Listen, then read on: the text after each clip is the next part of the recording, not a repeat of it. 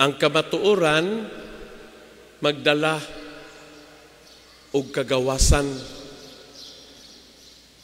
Bisan tinuod, sakit ug lisod dawaton ang kamatuoran. Apan ang tao nga nagpuyo sa kamatuoran, malipayon, malaumon, gawasnon.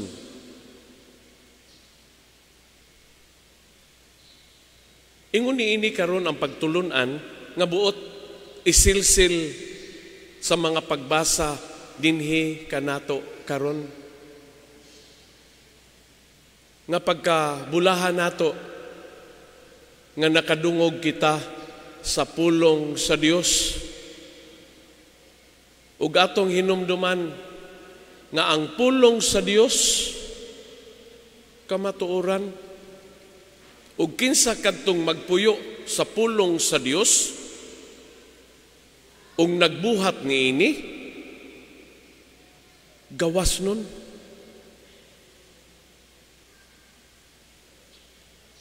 Atong hinumduman nga ang kining kagawasan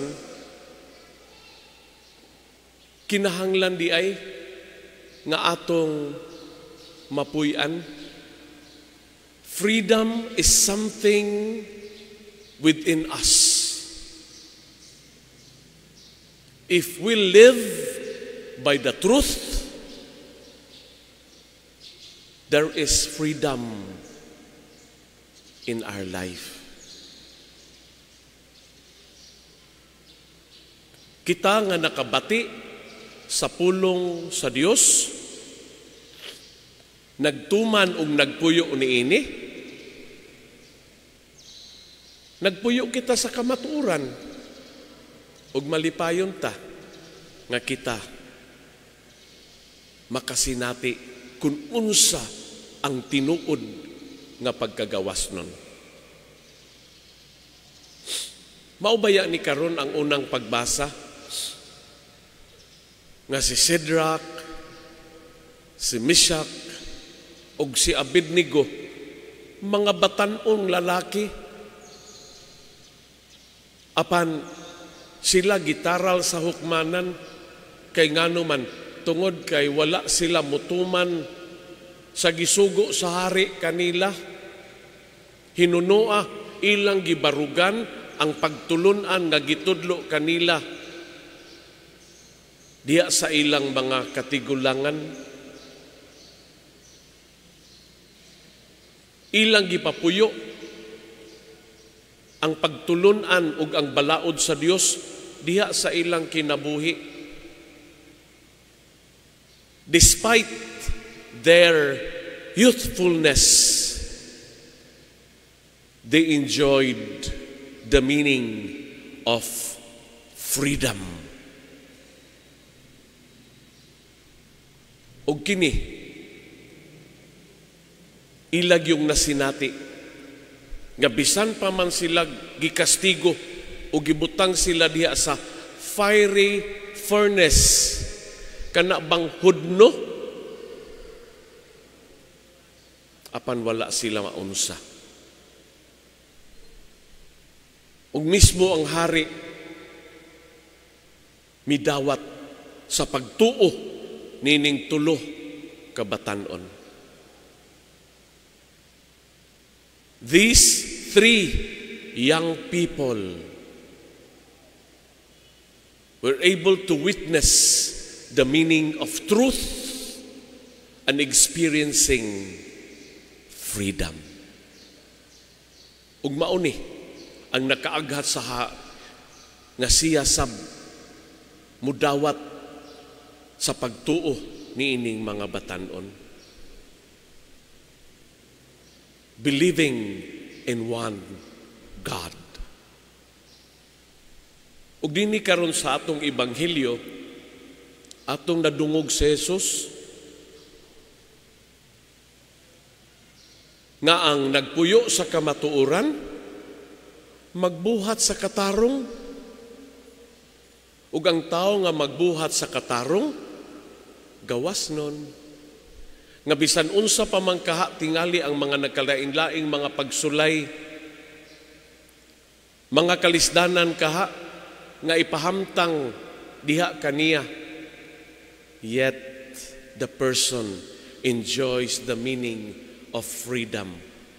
Naa ang kalipay, naa ang paglaom, naa ang pagkagawas nun. Kini karong pagtulunan nga atong nadungog, gikinahanglan kaayo sa atong panahon. Kay ngano man, tungod kay daghan na kaayong atong mga kaigsuunan nga nalibog na unsa mangyoy tinuod. Ug tingali ang uban, hain naman ang tinuod. Ug kining maong mga pangutana, mag-aghat nato sa paghunong sa makadiyot, diha sa kahilom ug diha sa pagpamalandong, nga karon sa atong panahon, atong ibalik ang atong kaugalingon ngadto sa Dios.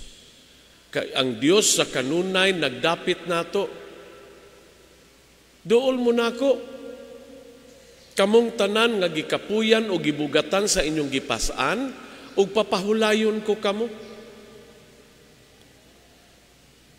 Sayon, gaan ang yugo nga akong ipapasaan kaninyo. Ingon niini.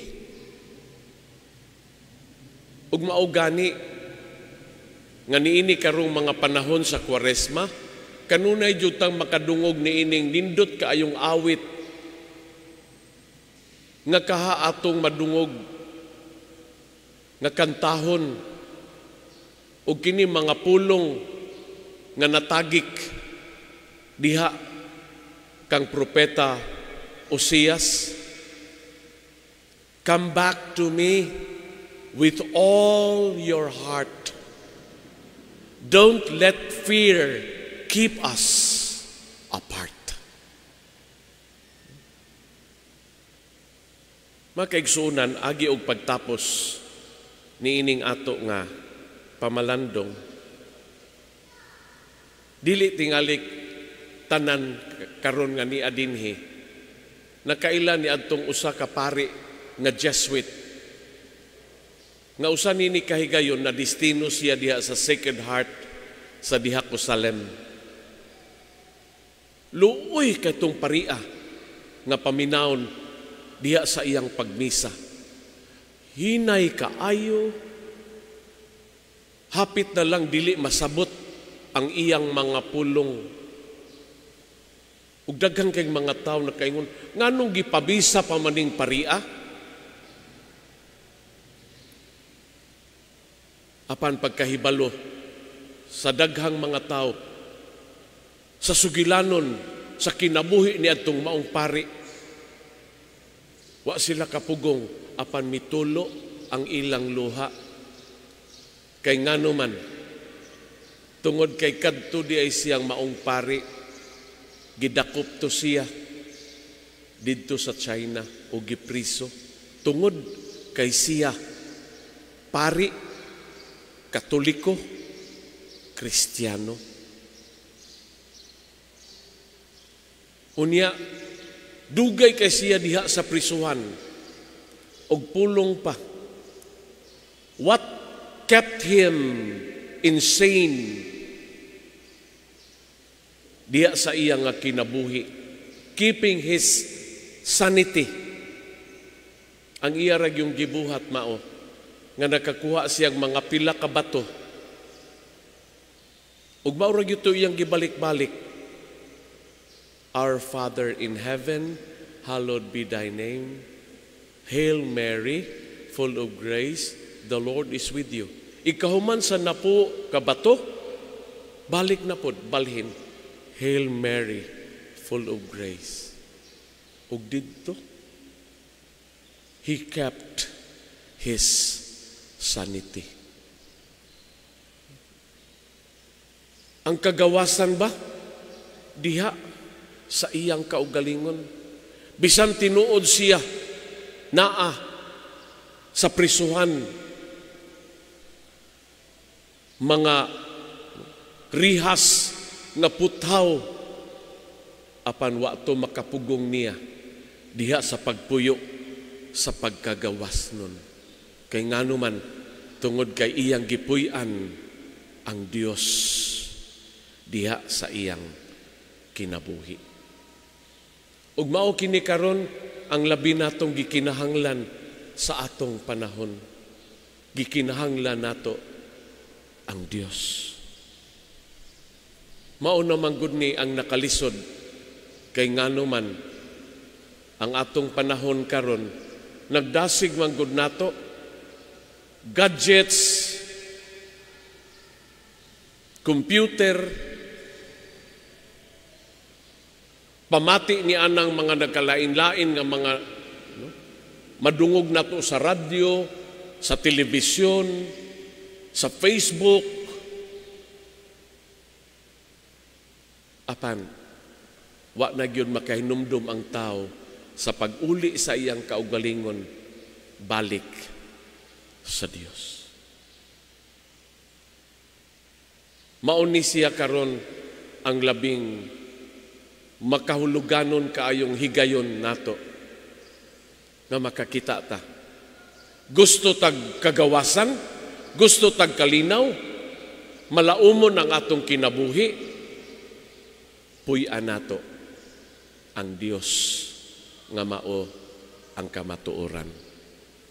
Ug mao baya ni ang kanunay mo pahinumdum nato nga si Jesus miingon nato, ako ang dalan, ang kamatuoran ug kinabuhi. Hinaot paunta.